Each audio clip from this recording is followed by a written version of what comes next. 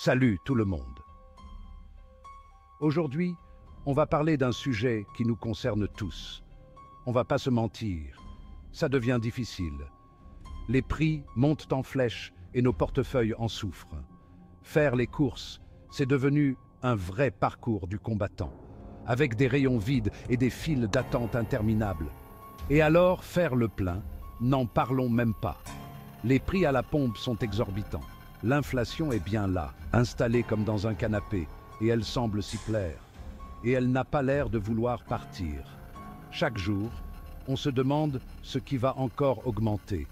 La pandémie a tout chamboulé, créant des pénuries et mettant le bazar dans les chaînes d'approvisionnement. Les conséquences sont visibles partout. Ajoutez à ça une guerre en Europe qui fait exploser les prix de l'énergie, et c'est la catastrophe.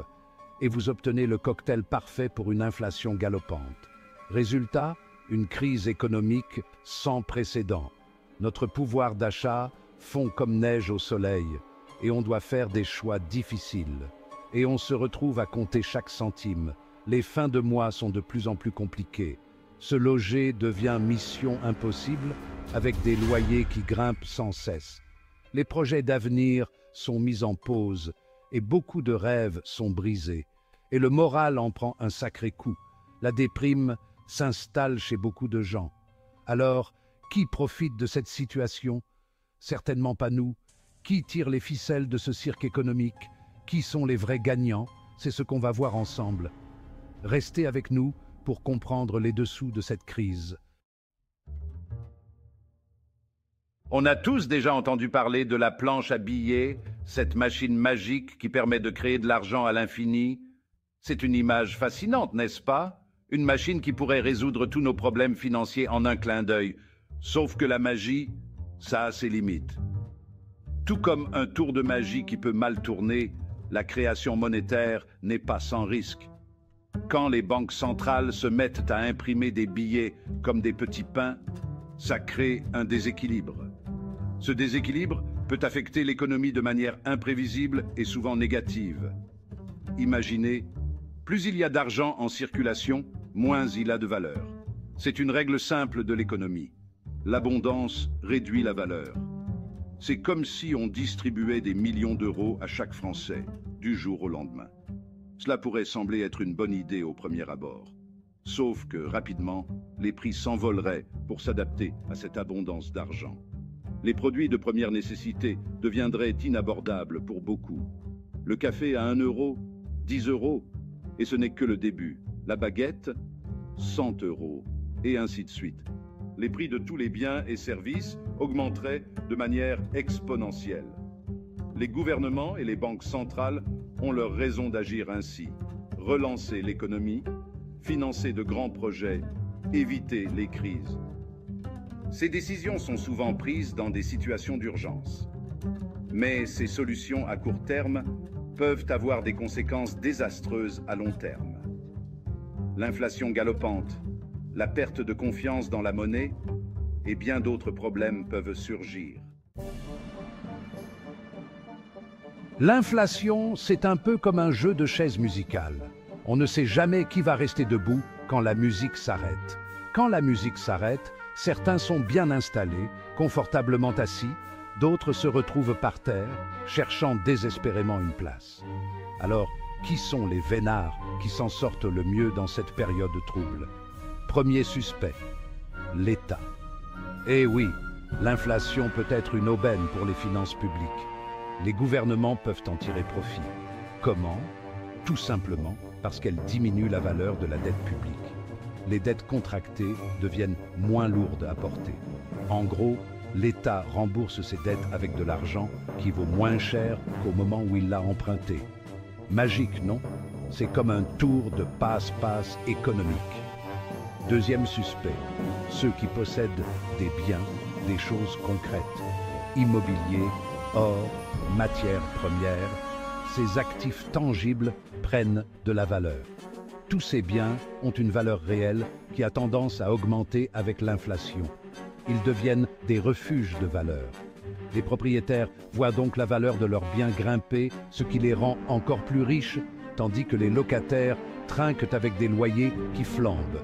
Ils doivent faire face à des augmentations de coûts qu'ils ne peuvent pas toujours absorber. L'inflation, c'est un peu comme un invité surprise qui s'incruste à tous vos repas. Au début, ça va, mais à la longue, ça devient lourd. Ce que vous pouviez acheter avec 100 € hier vous coûte aujourd'hui 110, 120 €. Bref, l'addition est salée, et le pire, c'est que ça ne semble pas près de s'arrêter. Se priver de sortie, faire une croix sur les vacances, repousser des projets. L'inflation, c'est aussi une source de stress et d'angoisse pour l'avenir. Avec la flambée des prix de l'immobilier et des taux d'intérêt, le rêve de devenir propriétaire devient inaccessible pour beaucoup de Français. Alors, comment faire pour ne pas finir à la rue, au sens propre comme au figuré? Pas de panique, on va voir ensemble quelles solutions existent pour lutter contre l'inflation. 5e round, ne pas subir, agir. Stratégie pour protéger votre pouvoir d'achat. L'inflation est une réalité, soyons honnêtes. Mais attention, pas question de baisser les bras et de se laisser faire. La meilleure défense, c'est l'attaque. Première étape, on traque les dépenses inutiles. On sort la loupe et on analyse son budget. Abonnements inutiles, achats impulsifs, frais bancaires abusifs. On fait le ménage. Deuxième étape, on compare les prix. On oublie la fidélité aveugle aux marques et on n'hésite pas à faire jouer la concurrence. Troisième étape, on investit intelligemment. 6e round, reprendre le contrôle, s'informer et investir pour un avenir plus serein. On ne va pas se mentir, la période est trouble. Entre l'inflation qui grignote nos économies et les actualités déprimantes, on a parfois envie de tout lâcher. Mais pas de panique, il est encore temps de reprendre le contrôle. Première chose à faire, s'informer. Oubliez les gros titres alarmistes et les analyses bidons. Prenez le temps de comprendre les mécanismes de l'inflation, les causes et les conséquences. Lisez des articles de fond, écoutez des podcasts économiques, intéressez-vous aux solutions qui s'offrent à vous. 8e round, l'or, valeur refuge intemporelle. Un atout dans votre jeu. Ah, l'or, ce métal précieux qui fascine l'humanité depuis la nuit des temps. En période d'incertitude économique, l'or a toujours été considéré comme une valeur refuge. Pourquoi? Tout simplement parce que l'or est rare, durable et universellement reconnu comme une valeur sûre. Contrairement aux monnaies qui peuvent perdre de la valeur du jour au lendemain, l'or conserve son pouvoir d'achat sur le long terme. Bien sûr, l'or n'est pas une solution miracle, mais en période d'inflation, il peut constituer un excellent moyen de protéger son capital et de se prémunir contre la dévaluation de la monnaie. 9e round, l'immobilier. Attention, terrain glissant. Ah, l'immobilier, le placement préféré des Français. Et on peut les comprendre, un toit sur la tête, c'est rassurant. Mais attention, en période d'inflation, l'immobilier peut se transformer en terrain glissant.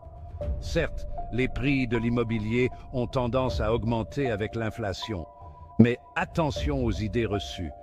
Investir dans la pierre n'est pas toujours synonyme de rentabilité. Il faut tenir compte de plusieurs facteurs. L'emplacement du bien, l'état du marché immobilier local, les taux d'intérêt. 10e round, l'inflation, un défi collectif, ensemble pour un avenir plus juste. Voilà, on arrive au bout de ce voyage au pays de l'inflation. J'espère que ce petit tour d'horizon vous aura éclairé sur les enjeux de ce phénomène complexe. Ce qu'il faut retenir, c'est que l'inflation n'est pas une fatalité. Certes, elle est là, elle nous impacte tous, mais il est possible de l'appréhender, de s'y adapter et même d'en tirer parti. L'important, c'est de ne pas rester les bras croisés. Ensemble, citoyens, politiques, économistes, nous devons trouver des solutions durables pour construire un avenir plus juste et plus solidaire.